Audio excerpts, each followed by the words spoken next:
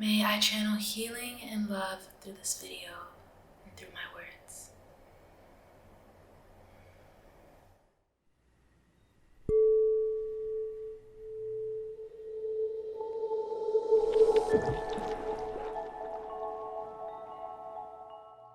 Hi everyone, welcome to another episode of Full Moon with Umi. I'm Umi. If you're new to this channel or series, apart from making music, every full moon I like to make a new video about a mindfulness topic to share with the people to help raise the consciousness, the vibration of anyone who chooses to click on this video. So thank you for choosing to click on this video. This full moon that we're experiencing right now is in Aries, and I think an Aries full moon is all about stepping into your personal power, remembering the power within you to heal yourself, to create change in your life, and to create change in your reality. So with that in mind, I wanted to make the topic of this video about healing through your depression. As the seasons change and it gets a little colder, I think we enter this stage of introspection and going within, and naturally I feel like this is a time where emotions of sadness and depression can start to bubble up. And so I wanted to make a video and a resource for you to come to if these emotions start to arise, so that you know how to best move through this experience. Depression is not something to run from. It's not something that we have to fear, I feel, and it's something that's actually a really beautiful opportunity. When we step into the power that we have as we're experiencing our depression, we start to realize how this experience is actually an opportunity for us to evolve and to create radical shifts in our lives. So yeah, I wanted to just share my perspective and my experience with depression with you, in the hopes that it can bring some light in your life. And I think it's also important to note that in all of our lives, I feel like we all hit some sort of rock bottom moment. And Hitomi, another YouTuber that I really admire, shared this when she was talking about her depression and her journey, is that I think it's important to just allow yourself to hit that rock bottom as soon as you can, so that you can live a longer period of your life post kind of rock bottom, because post rock bottom you just have way more awareness of self and of your energy.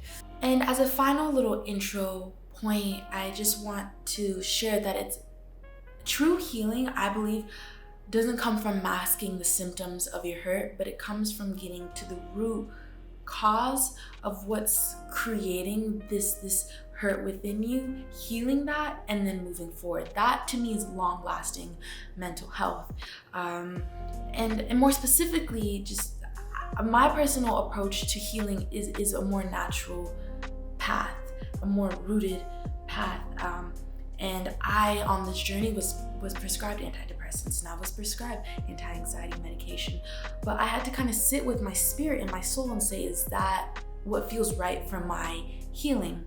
I want you to do what feels best for you, but I just want to open the floor to say, if the pharmaceutical route doesn't feel right for you, it doesn't have to be. Remember your personal power in your healing. As we look about this full moon in Aries, remember your personal power and know that all the healing power lies within you. My first tip is to allow yourself to feel your emotions fully. I think the reason why I kind of always felt like I had a little cloud on my shoulder was because I was like letting the minor depression just like always linger, and I was doing this to it. But when I just let the box open and I kind of let myself feel it in full, I gave space for it to clear. So what that looked like for me was like a lot of crying. Then it kind of shifted to anger, because I realized a lot of the depression I was feeling at the time was resulting in like unresolved childhood experiences and traumas. So like anger towards my childhood, a lot of punching my pillow, a lot of screaming. I cried some more. It was like a very cathartic release. Now the experience is going to be different for each person, but I just want to say, let yourself feel it. As long as you're not hurting anyone or anything, and you are just creating space for you to release your anger, do it. And I think as it starts with this like kind of chaotic, it will evolve into like a more calm release, meaning like maybe writing, maybe dancing, singing, exercising. Those types of releases will start to feel natural. That might feel natural from the beginning, but for me, it took me the chaotic to get there. Let yourself feel it and let it move through you. My second tip for you, this is more of like a mindset shift, is to not blame yourself for your depression. This might not be something everyone experiences, but at least for me, I felt like what I was experiencing was my fault. I wasn't taking care of myself enough. I wasn't, like in the right situation. I wasn't in the right environment. I wasn't doing this enough. I wasn't, like you just create all this self-blame. And I just had to step back and realize it's not my fault that I feel this way. A lot of it had to do with things that have happened in my past that I just need to let myself feel and forgive, or it's mindsets that have been downloaded from society that I need to let go of. But I think any emotion that isn't of harmony and peace is not yours. It's from the outside in, and the experiencing of your depression is an opportunity for you to push it back out. So stop blaming yourself. It's not your fault at all, but it's a great opportunity for you to step into your power and to realize you can help yourself. So that's like the shift I had to make in my mindset.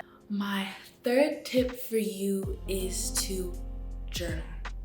Journaling is very healing. If you've never done it before, please try it. I think as you're going through these like darker thoughts, it's really important to express them and let them out. I think it's important to have a place where you can channel those feelings honestly out onto something. Whether you have a therapist or you don't have a therapist, I think just having a practice of journaling and a place to put your feelings out is really important. So when I was going through like the real low points in my depression, I had to just take a journal and write out every dark thought I was having. And let me tell you, I was being mean with myself, but I had to get it out of me to realize like, okay, I'm feeling this sadness also because I have a lot of self-hate that I need to heal right now, and it's clearly coming out on this paper. And until I wrote it out, I wasn't really aware of the way I was speaking to myself in my mind. So let it out. Let out everything that's on your mind. Just write it, and you can burn it afterwards. What I would do is I would write out like everything on my mind, and I would make sure to try to counter it with love and positivity. So let's say you write out a list of ways you feel about yourself and they're like kind of dark. That's okay, you gotta let it out. On the other side, on the next piece of paper, write all positive opposites to those things. Let me just say, I have become so kind to myself. And a year ago, I could not say that. I was very mean to myself, but I needed to go through that depressive episode to realize those things. So write all that out, y'all. Let it out. Another little journaling practice that I did is I drew a picture of myself and I wrote what my ideal self would be. I think it's really important to still understand that this isn't forever. Like there is a new you that's evolving from this. So it's an opportunity to create that you. So I drew a picture of myself and it was like, I have a clear and loving mind, my heart is open, just a lot of positive affirmations. It just takes a little bit of positive intention setting, even in the moments of darkness, for you to get out of it. Don't wait for someone else to tell you these things. Like accept the compliments and the love from others, but also start to feed yourself love in these dark moments, okay? My fourth tip for you is to try breath work.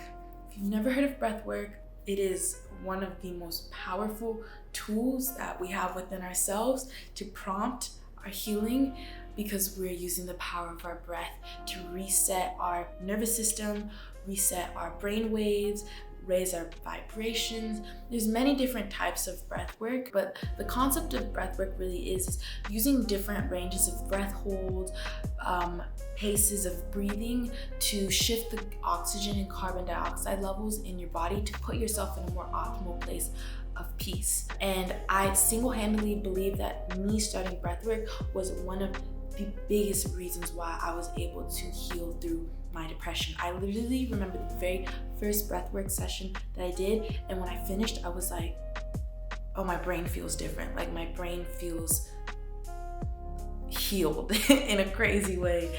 The two sites that I use most often to do breath work is inward breathing and the Open app.